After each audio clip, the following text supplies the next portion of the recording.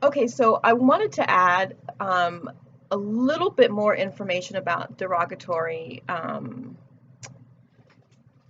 items, not just inquiries, but a lot of people believe that if you get a derogatory item removed, that it just comes back, especially if you're doing it yourself. The only way that it comes back is if it was not legally removed. When it is removed with using the law, okay, the Fair Credit Reporting Act, and it's been proven that it's not legally placed on your credit report, then the same law that got it removed prohibits it from being added back to your credit report. So that's not true. Don't feel like it is a waste of time to get derogatory items removed from your credit report. It is everything.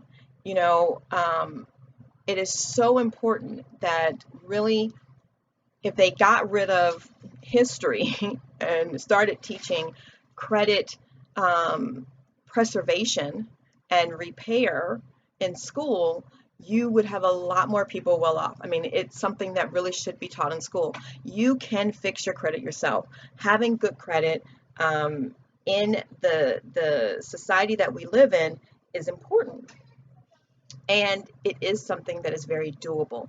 Don't get discouraged by these myths. This is why we're doing these credit empowerment secrets.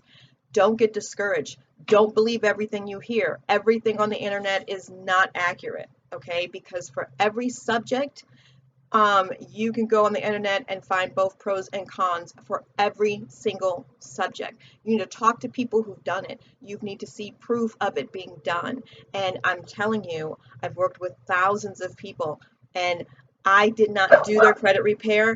I supported them in doing their credit repair, and it can be done, and you can do it yourself and change your life.